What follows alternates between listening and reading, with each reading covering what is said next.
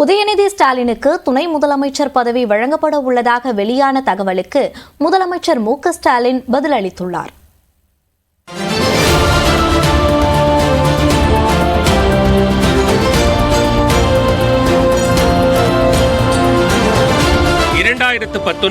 மக்களவைத் தேர்தலில் தமிழ்நாட்டில் பட்டி தொட்டி எங்கும் பரப்புரை செய்து திமுக மற்றும் அதன் கூட்டணி கட்சி வேட்பாளர்கள் மகத்தான வெற்றி பெற உறுதுணையாக இருந்தவர்களில் உதயநிதி ஸ்டாலினும் ஒருவர். தேனி தொகுதியை தவிர்த்து மற்ற அனைத்து தொகுதிகளில் திமுக கூட்டணி வெற்றி வாகை சூடிய நிலையில் அதே ஆண்டு ஜூலை 4ஆம் தேதி உதயநிதிக்கு திமுக இளைஞரணி செயலாளர் பொறுப்பு வழங்கப்பட்டது. 2021 சட்டமன்ற தேர்தலில் சேப்பாக்கம் திருவல்லிக்கேணி தொகுதியில் களமிறங்கிய உதயநிதி முதல் முறையாக சட்டப்பேரவை உறுப்பினரானார். ஒரு தொகுதியோடு உதயநிதியின் பணி முடங்கிவிடக் கூடாது என திமுக நிர்வாகிகள் கோரிக்கை விடுத்த நிலையில் 2022ஆம் ஆண்டு டிசம்பரில் அமைச்சர் பொறுப்பு வழங்கினார் முதலமைச்சர் மு.க. ஸ்டாலின். இளைஞர் நலன் மற்றும் விளையாட்டுத்துறை அமைச்சராக உதயநிதி பொறுப்பேற்றதை தொடர்ந்து படிப்படியாக அவரை துணை முதலமைச்சர் ஆக்க வேண்டும் என்ற குரலும் எழத் தொடங்கியது. திமுக இளைஞரணியின் நிர்வாகிகள் மட்டுமின்றி அமைச்சர்கள் பலரும் இதே கோரிக்கையை முன்வைத்தனர். தங்களை போன்ற இளைஞர்களுக்கு உதயநிதிதான் துணை முதலமைச்சர் என்று பள்ளிக்கல்வித்துறை அமைச்சரும் உதயநிதியின் நண்பருமான அன்பில் மகேஷ் பேசியிருந்தார். அதுவும் முதலமைச்சர் மு.க. ஸ்டாலின் முன்னிலையில் நடந்த விழாவில் இவ்வாறு பேசினார்.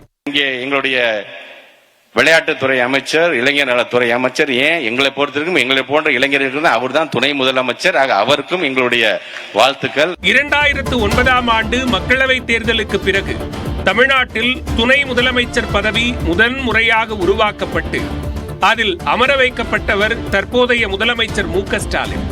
அதே போன்று உதயநிதிக்கும் விரைவில் பொறுப்பு வழங்கப்பட உள்ளதாக தகவல் வெளியான நிலையில் கடந்த மாதம் சென்னை தேனாம்பேட்டையில் நடந்த திமுக இளைஞரணியின் 45வது ஆண்டு தொடக்க விழாவில் உதயநிதி இதுகுறித்து கருத்து தெரிவித்தார். பத்திரிகையில் வருகின்ற கிசுகிசுகள் வதந்திகள் எல்லாம் படிச்சுட்டு வந்து இது நடக்க போதோ, அப்ப நம்ம ஒரு கோல் போட்டு வச்சிருவோம்,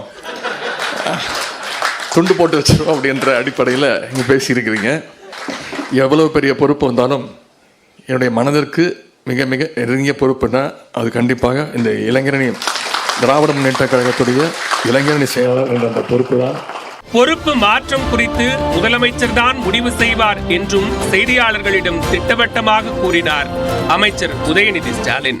எந்த பொறுப்பு வந்தாலும் இளைஞரணி மறக்க மாட்டேங்கிறீங்க. அப்ப பொறுப்புகள் மாறுறதுக்கு வாய்ப்பு இருக்காது. இல்ல, அது முதலமைச்சர் தான் முடிவு எடுப்பார்.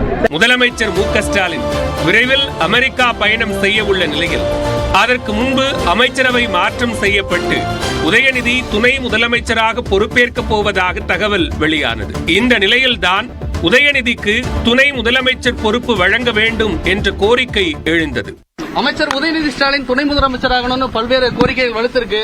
முதலமைச்சர் பரிசீலிப்பாரா? வலுத்திருக்கு தவிர பணத்தில் அமைச்சர் உதயநிதி ஸ்டாலின் துணை முதலமைச்சராகணும்னு பல்வேறு கோரிக்கைகள் வலுத்திருக்கு. முதலமைச்சர் பரிசீலிப்பாரா? வலுத்திருக்கு தவிர பணத்தில் முதலமைச்சரின் இந்த பதில் உதயநிதிக்கு தற்போதைக்கு துணை முதலமைச்சர் பதவி வழங்கப்படாது என்பதையே வெளிக்காட்டுகிறது.